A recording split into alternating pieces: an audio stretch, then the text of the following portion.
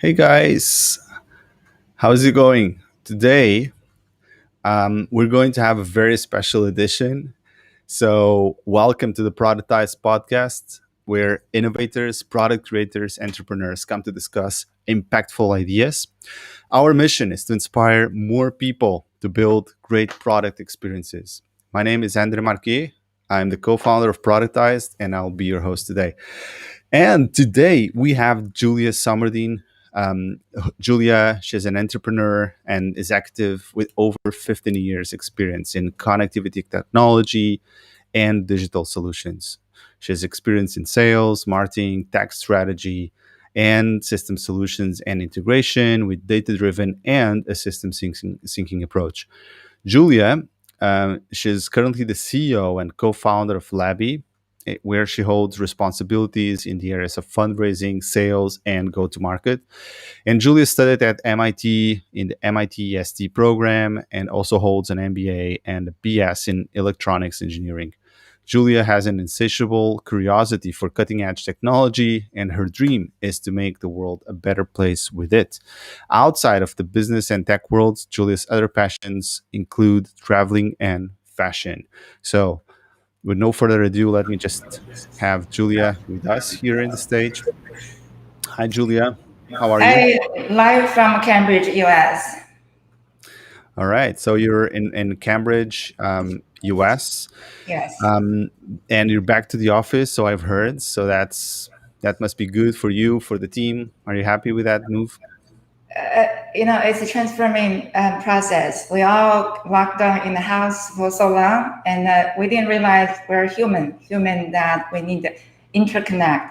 Mhm. So, yeah, I mean, since back to office, everyone's super happy. Great. So, hey, Julia, so just to get some context and get to know you a little bit better as a person, as a CEO, can you tell us a little bit more about your journey? How did it start? Because I guess this is your first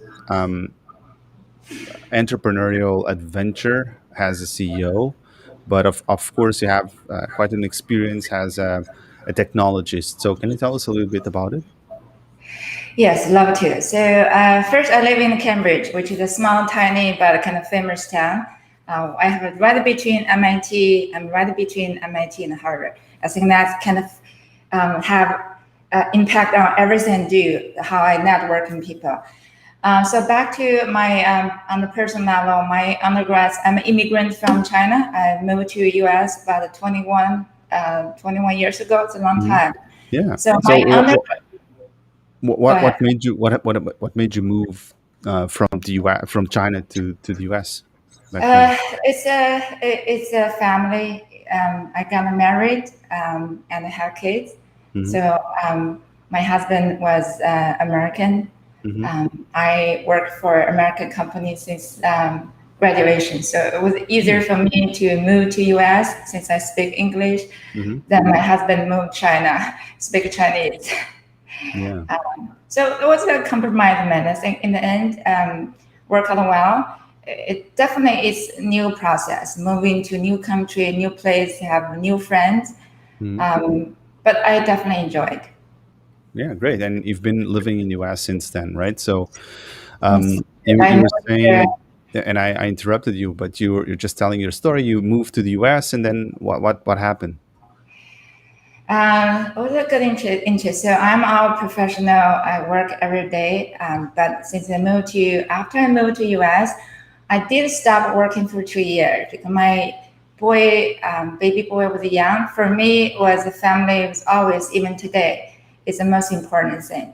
Hmm. So for me, giving up 2 years of my professional life, be able Hmm. to stay home with my baby boy, that was my decision made. And I never regret it. Today he's 21 year old. That was very brave from you to stop working and to stay with your youngest kid, first It, kid. it is. So I'm risk taker. Hmm. Become very independent at a very young age. So it was hard, but also it's along the journey I learned a lot. I built a new friendship. I started my new career. Hmm. So it is life changing experience for me. Right. And after that, you decided to study again, and you went to the MIT. How was that experience? Coming back to school, coming back Yeah, to especially such a hard, difficult topic, right? Not, yeah. I believe it was systems thinking and engineering. Yes, I'm actually take a make little correction here. So I got my undergrad degree electronics and electrical engineering. Mhm. So In that was China, back in China. right? Then after that, I worked for a Fortune 500 company in China. Hmm. Worked for Siemens, worked for GTE. My first job is satellite communications, Hmm. so very high tech. Then I moved to US in the end of 1999. I remember landing in New York airport on the day of Christmas. Oh wow. Um, so I didn't have to go back because of my job training. And after my son was a 2.5 year old, I went back to work. I didn't have to go back to school because Hmm. that is a other technical experience. Doesn't matter which country, which school, all counted. So I went back to work in 2002, 2 years after break. But in 2006, I decided I want to get a little more involved with the business because even with my first job in the US, Hmm. I was involved with project planning, system engineering, so a lot of budgeting, financial involved, business decisions. So I was curious how leaders make that decisions, right? So I went back to school Northeastern in 2006. Hmm. I got a high tech MBA. It's not a traditional MBA, so it's Hmm. very clear for people coming from a high tech background. Hmm. So then I started work for a second company in the US, which is also a Fortune 500 company, but they're in the public defense uh, industry. Hmm. Then in 2013, and after 15 years in the industry, I want to do something different, but I Hmm. didn't know what was it. So I decided to go back to school, applied MIT. Then I got in. So that's how this thing started. So MIT was a kind of my second master studies.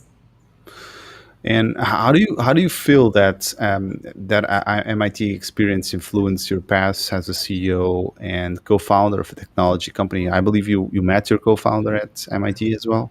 I did. So MIT is my obviously second life, second chance. It's definitely transformational. Hmm. Before MIT, my career ladder is always corporate, right? I was successful. I enjoy what I do. Although I kind of sense I want to do something different, but I never knew. So come to MIT, it is like open a new door in life for me. Hmm. And Hmm. it was transformational. I use this term, the word, a few times. In a ways, number one, I was able to meet many world famous professors, Hmm. uh, leaders. I was able to sit in their classroom, have a face-to-face conversation. Hmm. So that learning experience is inspirational and it Inspirational. make you believe your potentials, right? And Hmm. learning Hmm. from those leaders, and you see yourself a potentials. You want to fully explore that. Uh, Second is in learning. So you were in interface with a group of people that are super talented, and half of my classmates are doing startups. So Hmm. you're in that environment, everyone doing entrepreneur, doing tech startup. Then that's how I myself got into the startup. So I started by volunteering my time, chaired student-led clubs, startup clubs, and that's how learning how the startup world function. But also volunteer, I believe learn by doing, learn by giving. So be able to build up a network of friends. Hmm. That's where I met my co-founder. Be able to give my time, volunteer in the community. Hmm. It means a whole different experience for me. And you got along with your co-founder. It was love at first sight, or did you get some time to actually build the relationship before, getting Um, and co-founding? My co-founder, he was a postdoc at the MIT Media Lab. So back then, he was starting a new class called medical devices. So he was the instructor for the class. I attended his class. So we got along instantly, but we didn't start, that was back in 2015. We didn't start a company until 2017. So I was definitely in that early stage, you sense this person I could see myself start company with, got along, have shared the same value, same outlook on life. I think that makes a huge difference. So I would say definitely not love at the first sight, but huge potentials at the first sight. Yeah. So you co-founded the company in 2017. So that was the year you co-founded Labby. And just to give some context here, so Labby works transforming the dairy milk testing process using an IoT optical sensing solution. So how did you come up with this idea? Because it doesn't, it's not crossing people's mind every single day unless you work, in the Yeah. dairy industry, right? They have the specific problem. So how did it come up with it? So MIT is always 5 years, 10 years forward, right? They have lots of secret technology, just ready to be commercialized. If you remember the movie from Tom Cruise, The Minority, so that was back in 1990s, but the technology been there. So that was part of my invention from my co-founders. The challenge is how we commercialize. There's so many potentials. So we that's probably longer questions. But basically, when you look at light is everywhere, right? Light is everywhere, and the spectroscopy is everywhere. It's in every part of our life. We just might not be aware. But the big challenge back in industry is everything technology, all the testing instrument is lab based. That means you had to send samples to lab, waiting for 5 days before you can get results. So our motto back then, how we started in the beginning, is we want to reverse the process. We want to bring lab technology to the field. So people can do it, get instant knowledge about food or anything want to know instantly. So that's how we started the technology. Cool. Yeah. And how is it going so far? How is the company going? So it is a really long journey. It was hard. So today we have a near commercial ready product. We got a close 2 round of seed funding. Okay. We have 4 employees. We have a beautiful big offices. Yes, I can see that. We was for a lot of company was struggling during COVID. We actually did really well. Well, number one is we believe our product solution. Number two, I think also with the COVID, more and more people realize the potential, how important is the importance of the food agriculture. Yeah, so we actually got more attention during the COVID. So today we're actually going to have a product launch in September. We're attending World Dairy Expo in September. So everything is still hard, but we believe we can bring our product to more people, more dairy farmers around the world. People are really excited. So we got lots of supporters. Right. So you have pre-orders already? You have dairy farmers already pre-ordering the product and saying they, writing letters of intent, or are you actually selling the product already? Yeah, I want to say we have lots of pre-orders, but that's by choice. Well, we learned the importance. Your marketing, your product have been synchronized. So we learned from other startups' mistakes. You don't want to market a product, pre-selling product way before or too early before your product is actually ready. So we purposely hold back the sales process. But we do have a customer lineup. They say, we want to become your first product customer. We want to buy. We also build a lot of partnership. And the startup, particularly in B2B, it's very different from B2C startup. So partnership is very important. Along the past 2 years, we were able to build a strong partnership, very strong active, right? With the Dairy One, which is a US-based dairy testing lab. With DFA, Dairy Farm of America. We are also working with the Dalvo, which is the Swedish companies. So we just signed, we got our second seed funding from a a large international company whose headquarters based in UK. So they also are the partner distributors. All right. And do you think it is possible to apply this technology to other types of foods, or are you looking into pass beyond the dairy industry, or you want to focus on the dairy industry because it's such a huge big market that should deserve your attention for the next few years? Yeah, the technology potential is a huge. Mm-hmm. Uh, um, as a matter of fact, we have had a successful pilot application with other industries before we decided to focus on dairy, Mm-hmm. uh, such So as you were testing different verticals before we you were. went. Yeah. Okay. So And how we was that? even have at the Techstar Lisbon, we even got a local a company, paper company, Mm-hmm. who's interested in use our product testing nutrient for the leaves. Forest we take for granted, but the trees have to stay healthy, right? Mm-hmm. So be able to have this portable device for technician to able to tell if the trees get a right amount of nutrients is very Mm-hmm. important. Yeah. We even work with hospitals. The technology can be used for newborn for the jaundice testing. You Mm-hmm. don't have to do a pinch for the blood work anymore. Mm-hmm. But in the end, we settle on the dairy agriculture because after all the marketing studies, talk to different customers, from different industries, we believe at this stage our technology would have a maximum impact in dairy. Given dairy being all the innovation happening, all other part of the industries, Mm-hmm. dairy is How, kind of how, lagging how, did, behind. how did you find dairy? Was it by chance? Just started talking someone in the dairy industry and said, "Oh, this is really cool for milk testing." How was that? In the early days, because MIT brand, we also very actively involved with all the business computation.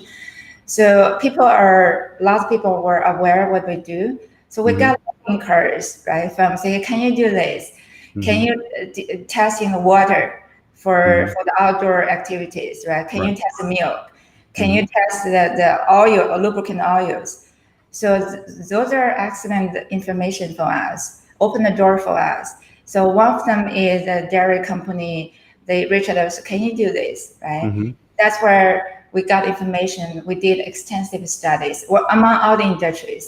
We look at market size, how soon we can bring the product to market, Mm-hmm. and what is impact, right? So it is I guess it's a combination of conscious choice, but also all the external informations. Mm-hmm. So you were saying you decided to apply to the Lisbon edition of Techstars. Why was that? That was this is a good question. So before we accepted Techstar Lisbon, we Mm-hmm. actually got accepted in Techstar Farm to Forks program, which is based in Minneapolis in the U.S. Mm-hmm. Unfortunately, we had to turn down that invitation. It Mm-hmm. is accelerated program. Yeah.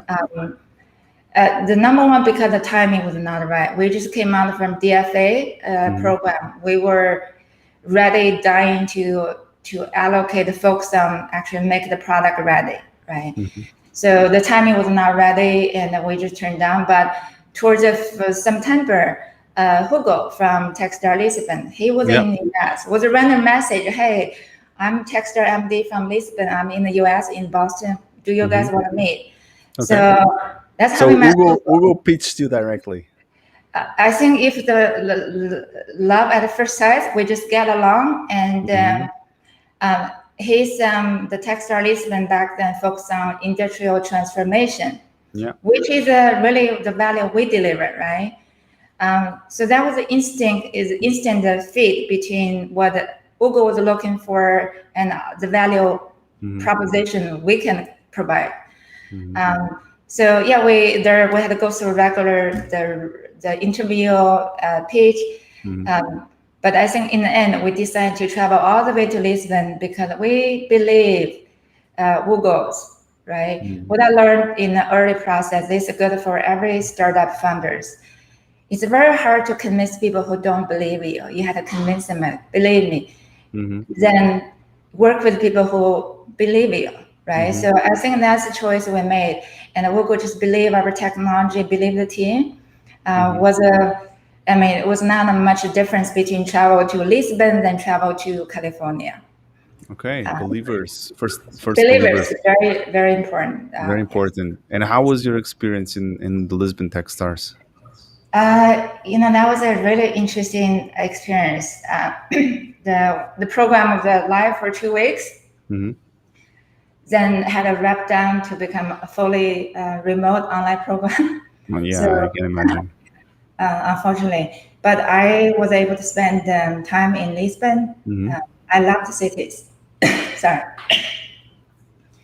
So even today, I returned back to US before the US closed the borders, right? So we did a program fully online, but that friendship built among the Techstar is, I believe, is lifelong. And today we still talk to each other whenever we need to use each other as a sounding board. We say, hey, what do you think about this? We still have our WhatsApp group. We still have our Slack channels. So it was great. And I told Google, if I had to make a decision this time, I would make much faster. So I'm planning to come back to Lisbon. Lisbon had a great network of designer, a developer, and engineers and business peoples. And I really, if I say I had opened a branch in Europe, I'm kind of debating between London and Lisbon, just because there's tremendous talent university here. And I see, that could really help us, Labview, to open the market in Europe. Yes, and there's quite a dairy industry as well. So still on Labbies, I think you've said, I'm quoting you, some of Labby's competitors have shifted out of the milk testing because actually it is really hard, not only to be able to do the testing itself, but to present accurate and meaningful results. So what are the biggest challenges as a product for Labby right now? So I think the challenge is on 3 fronts. The first one is technology itself. Right? So this is new technology. Many large and small companies had chased this field. They had tried the product, didn't have successful results. So the first question is always, how your technology is different? Why your companies, right? So second challenge is, as you said, is accuracy. We learned that at very early stage from our first customer farm visits, Mark. He told me, if your accuracy results cannot deliver the accuracy we need, it's just gadgets, it's a toy, it's not useful.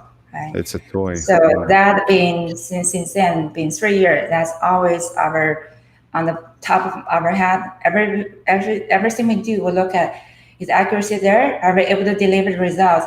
A kind of a good analogy is COVID, right? COVID doesn't tell you if you have a COVID virus, you have to guess it. It's the same for farmers. The risk is high, both animal health and in terms of their economic impact. So that accuracy really makes difference. Third is, I think, integration. This is a challenge for all B2B companies because our product is not a standalone.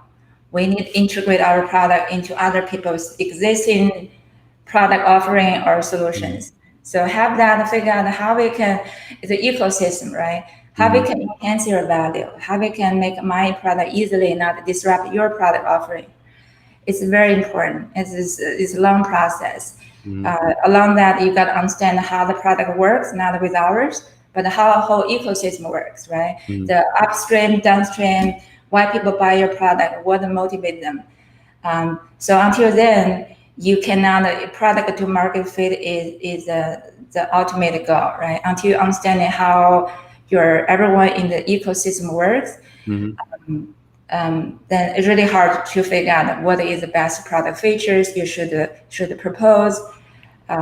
So yeah, it's on the three fronts. I think the most challenge for us. Yes, it is hard. It is hard, and and one of I guess entrepreneurs learn a lot with entrepreneurs, and that's also what you were saying, that you have learned with other companies, mistakes. So, what kind of advice would you give to someone who wants to found a hardware startup? Because hardware startup is even, I guess, even more difficult, especially if you are a first time hardware startup founder. What are the kind of things that you wish you had known about when you started yourselves? I would say have a good training, right? So Hmm. there's a lot of brilliant like Mark Zuckerberg. He's a first-time founder, so he also got lucky. Hmm. So I would say make sure you have good fundamental knowledge about how startup operates, how to talk to investors, how the fundraising process works. Those are very essential. Hmm. But I think the most important is, when I took so many startup classes at MIT, I did a lot of projects. Everyone tell me startup is all about the people. Hmm. I heard it, but didn't really click in me until really now I had to hire people. So I believe startup is all people business, right? You number one, you gotta figure out who you want to who you co-found the company with. You have heard a lot of stories, sad stories. Co-founder don't get along. They party their way along the journey. Hmm. Um, so I would say really know yourself. What type of people you're happy to work with because Hmm. they're not as co-founder. You spend so many time with them, right? Just like the husband and wives. You had to like them, and you guys had to share same goals. So Hmm. that part I'm lucky, right? My co-founder and I, all this time we have a very difficult time. Not always we agree with each other, but Hmm. in the end we always united, right? Second, I think is very important is have a good financial training, right? As you Yeah. said, hardware is very important. It's a cash burning business. If you make one wrong turn, it doesn't matter how brilliant your technology product, you might not have enough cash or just enough time to raise a new round to Yeah, turn around. that's true. So we learned Compilation that errors are expensive. And are you developing it in China, or are you doing the hardware in the US? everything was US made at this stage. I think in the down the road, maybe we had to follow other people's paths to cut down costs. Hmm. We might shift some of our manufacturing to China, but so far everything's designed here, everything's manufactured here, so And everything's US made. the fact that you are in Boston, Cambridge region, you can get very easy access to companies developing industrial product design, electronics and so on, right? Because there's a ecosystem of hardware in the Exactly. region. Yeah, Hmm. exactly. It does helps. Yeah. Yeah. So just for people that are not very experts in the field. So what Labby does, it's like an advanced mobile lab, which does, it's a technique called Spectrometer. spectroscopy, right? Yeah. Um, so my curiosity is, you are going to determine milk composition and quality information, like the milk quality in terms of fat, proteins. But I imagine that the communicating such a product specificities must be really a challenge. So how can you transform communicating something which is so technical, so dry in a way, into readable and relevant data for farmers? Because I guess these guys don't have too much time to go through all the technicalities. They want, something very practical that they can use in their lives. Very, very good question. I believe I'm data visual person. So Hmm. I believe people say it, they remember it, right? So that same come your product promotion marketing. So along the way, we design the videos, video animations Hmm. I've to seen some of those in your to convey sites. that from Jose, Hmm. to convey the value, to show people how this works, how this can easily implement it on your farms, right? So we use a lot of new materials. We had use the social media, the chatbot in the early, even back in 3 years ago. Mm-hmm. People don't like email, particularly farmers, right? But they like to chat. They would like to, they would answer your phone calls, right? So I think for me is the marketing. I use the videos to than just the brochures, and I think that helps a lot because a lot of time we ask people just see the comparison. If we give you the sheets, do you understand what we do? Then if at the same time we do just a comparison. If we give you videos, how you feel about that? Does this clearly convey and describe our technology? And it's no brainer. People always say, yeah, I saw that I understood your product just before looking at a website, looking at your marketing brochure, but now after videos, I totally understood. So we're gonna have another idea is we're attending exhibition in September, World Dairy Expo. Mm-hmm. So I just talked to my team yesterday. Rather than have a brochure, we of course we're gonna have them, right? What we do is we're gonna build a life-size cow. Mm-hmm. We're gonna have our product right underneath the cow. Okay. We're gonna have a milking station, miniature milking station there. So people just see it, right? People see the farm, see the cow, they see where our product will be installed. So this is like a miniature demo right on the trade show floor. Right. So that's how we able to do it. Of course, talk to customers is important. Listen to the ideas, listen to the questions, make different.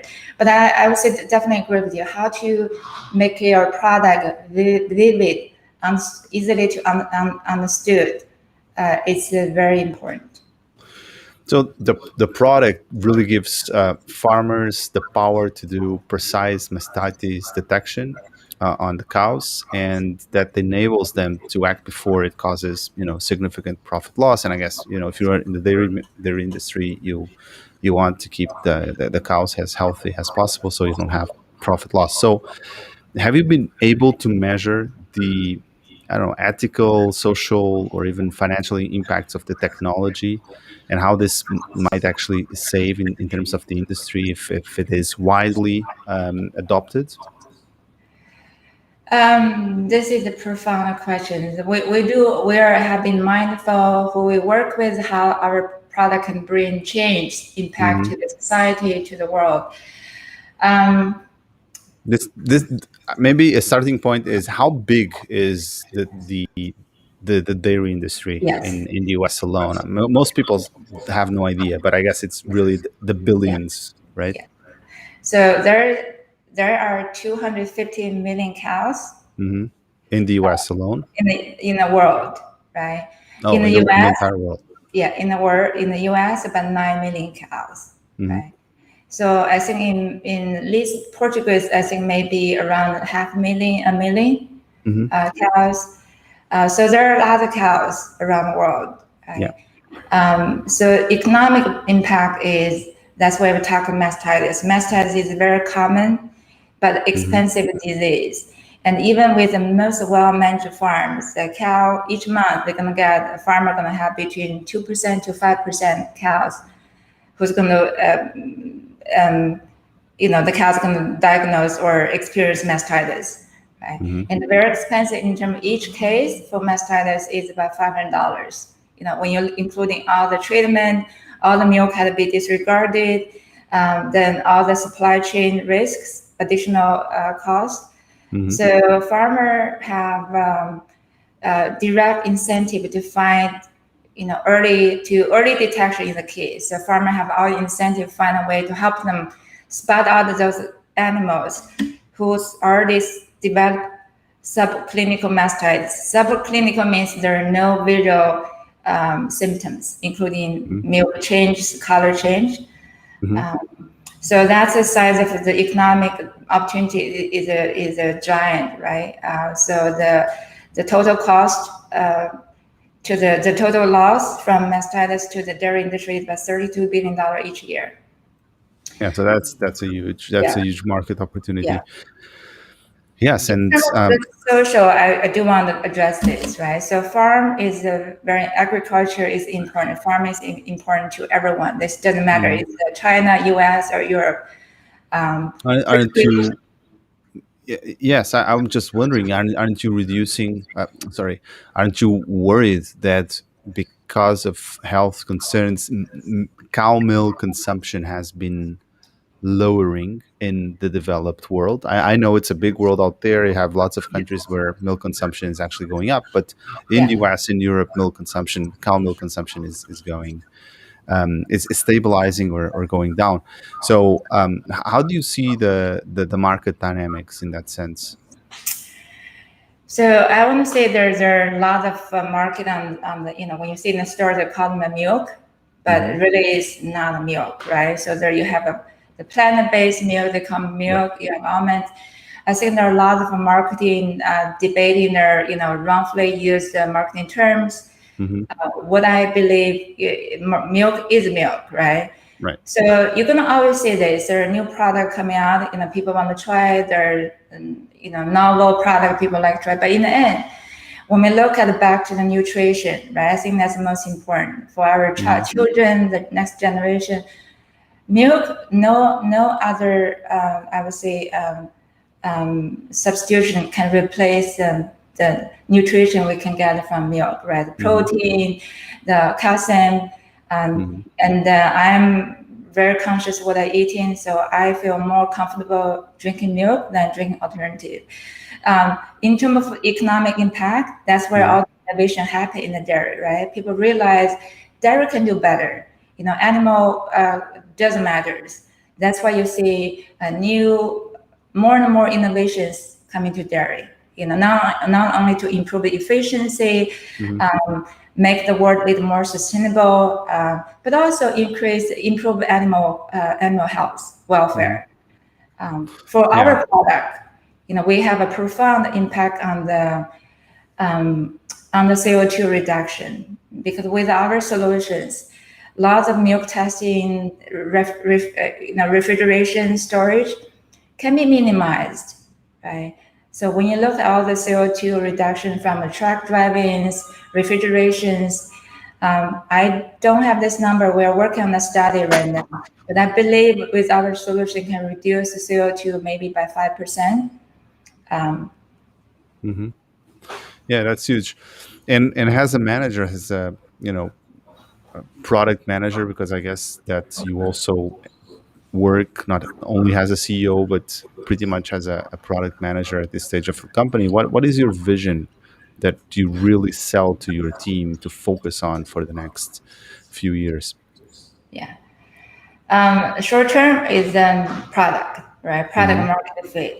Product This is market fit. You product you market feel you fit. feel that you guys are still pre product market fit or post or already product market fit? I think we have been able to validate our product market fit because we got a so strong interest. People want to Hmm. buy it. People want to try our product in their Hmm. farms. I Hmm. think we have to find the right angle in terms of product market fit. Um, but every day, we don't take for granted. We still right now every week, my team visits 2 or 3 farms, listen to farmers, try our product, and see observe how they use our product. Right. So it's what ongoing what process. what do they like the most? Is it the fact that they can do it on the fields? What do you feel it's the killer aspects is of the feature that really gets them to understand and to like about Labby? That, yeah. Our feature meet the excel in combination of 3 aspect: Hmm. cost, speed, and accuracy. Hmm. That is our secret sauce. Along accuracy, we know we're not able to beat the large laboratory because they're always more accurate, right? Hmm. But Yeah. those are not portable. Hmm. Speed is very important. Just like today, the consumers demand instant knowledge about the Hmm. food, about everything they want to know. They're not patient to wait for days or weeks, right? Hmm. So for us, our sauce is we are able to achieve the perfect balance, optimize in cost, speed, and accuracy. So that also reflect the feedback from our farmers. They like the portability. Most of them they say, "Oh, we have never seen something like this. So small can deliver such powerful results." Of course, in the end, they ask back to say, is it accurate? Is the results accurate? Yeah. I mean, I've heard about this Israeli company where they use this portable it's a startup, but they have been able to do a spectroscopy available on a portable basis, and they sell this as a way for people to do their own food analysis quality on the move wherever they are. Do you see this is something maybe in the future people are going to do, analyzing their own food, having devices, maybe, I don't know, in your mobile phone. Like now you have a camera, you might just check out the quality of the food you're eating. Do you think this is getting there anytime soon? I do believe that's the future. So just like how the iPhone transformed our life, right? Hmm. And right now, you hear Elon Musk talk about extend human brains, Hmm. right? Human brain is really good at logical thinking, but Hmm. not at computing powers. Human eyes is really good to spot out the beauties in natures, right? Hmm. And but it's not able to see on the molecular level.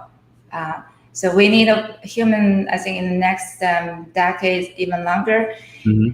As a race, we're constantly looking for things that extend our sense, our ability to see things, to smell things, right? Hmm. So I do believe that you have a smartphone on your hands with this, I say, spectroscopy, basically turn anything invisible to visible data will be next, I call them the next information technologies. I do believe it's coming. Maybe take 5 years, 10 years, Hmm. but if that anything sooner, I won't be surprised because there are a lot of technology been working.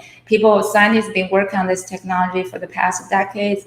It's just a matter of commercialization, find the right market. Hmm.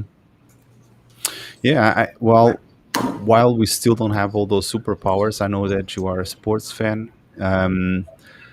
You're doing cycling and training. Are you still active? Are you doing this on a regular basis? Do you get the time to do it as a very active CEO and co-founder? I guess finding time is never easy. So what's your practice there? It's you sometimes you believe it's the right thing to do. You have to force yourself to do it, right? Yeah. But I believe to stay healthy, it's very important as a founder. It's a startup. It's a mentally, physically challenged business. Hmm. I will sometimes work 15 hours a day. So I force myself, even I don't time, if I don't want to do it, I force myself to do it because it's the right thing to do. On the other hand, I grew up, living very healthy style. So it is in my blood. When I work out, I go cycling.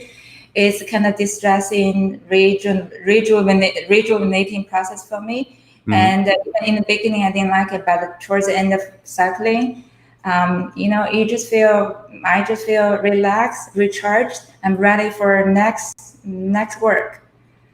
And you're actually hitting the road, right? You have a road bike, you go and you do Yes, it. What do you think yes. about alternatives like Peloton has a product? Do you believe on the concept?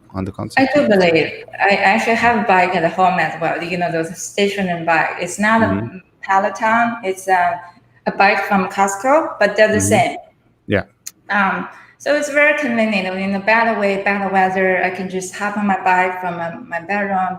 And I do believe that, make have the gym work exercise equipment right next to you, help you just get on, not thinking about. But also today, when I see the new innovation coming, it's beyond bike, right? They build Hmm. this community. So, the real-time coach. Yeah. Uh, I think in the end, everything is a connectivity, right? How we can help each other connect to each other. Mhm. I think that's the purpose of the technology. Make us more connected, make us live happier, healthier. Yeah. Um, those are technology I believe are going to live longer. Yes, and that's I believe a great way to wrap it up. It's all about having healthier foods and healthier minds. So, Julia, thank you so much for sharing such great insights with us today. I don't know, can you please tell our audience how they can get in touch with you if they want to know more about Labby, if they want to know more about yourself as an entrepreneur? Can people reach out to you in any way? Yeah, please. You can reach out to me directly by my email, which is julia at Hmm. labbyinc.com. And you Okay. also I'll just please connect me on my LinkedIn. You can also reach me out on the Twitter account. We also have the company Instagram account, so you can reach me in multiple different channels. so your email is Is julia at labby dot Inc. Yeah, Labby Inc. Labby Inc. LabbyInc.com. inc.com. .com. Yes. All right, so I'll just share that here with Let me type in, here either. in the chat. So if you want to reach out to Julia, just hit julia at labinc.com. Um, we have a couple of questions. Would you mind to answer those? Please. I love all kinds of questions. All right. So we have a question here from um, our own Mami. Mami is from France and is asking, does the hardware is connected to the cloud or is it using Bluetooth to communicate to the app? Okay, so good questions. We do have a two product, Hmm. which is uncommon for startup because they always tell you put all your money in one basket. So we do have a portable device, which is paired with your smartphone through Bluetooth. We do have an inline sensing, which is fixed mounted on the farm that directly connects to the Wi-Fi to the cloud. All right. So, Mami, I hope this has answered your question. And I don't know if anyone has any specific question. If you guys do, don't forget that Julia is more than willing to help you. I guess this is a great story for a product market fit because we have students on our product management course, and of course, product market fit is really probably one of the hardest things to do when you go and try to build a product because it takes time because it's sometimes it's hard to measure. And one of the questions that Marco is doing is really if you're building a startup based on hardware, do you recommend doing it in-house or outsourcing the hardware development to another company? And if so, where is a great country to outsource that hardware development to? Good question. I don't believe there's a one cookie cutter answer for this. I would say it really Hmm. depends on your team. If you have a right team who has the hardware skills, then I would recommend you build in house Hmm. because that means you can change pivot the product very quickly, right? Hmm. That's also very important for you to retain the knowledge. Um, then What? if you're a team without such expertise, but you have a great vision about the product you're going to build, then maybe it's outsource is a good options. Hmm. So it really depends on what the resources you have inside the team. What's your case? Do you have internalized the hardware development, or have you Yeah, we build outsourced? everything in house, right? All right. We right now we are manufacturer in the U.S. with the Mhm. partners, but everything was a prototype, everything built in house. Prototype in house. Yes, yes. Great. So thank you so much for this wonderful presentation, and Julia. It's really Yeah. a great, especially hardware, which is not so common to have by. We usually have lots of people doing digital or purely digital products, and when we have the chance to talk with hardware founders, that's really great Yeah. to hear your story. And good luck. And now that you're going into the market and you're approaching this big fairs and you're spreading the words. Um, I do that's have that's one thing, maybe if yeah. I may add one thing. I know if there are female entrepreneurs out there in the audience, if you ever I, think about you want to do something, do not let anything stop you because yeah, sky is the limit. If you want to do something, you can do it. yeah. We have Aya. She's a super entrepreneurial person. We have Juliana. She's also with us here. We have Teresa. So, hey guys, if you want to reach out to Julia, you know where to find her, and go hit. The sky is the limit. Thank you so much, Julia. Thank you Have a so much. great, great I day. enjoyed it. Thank you. All right, bye You bye. too. Bye bye.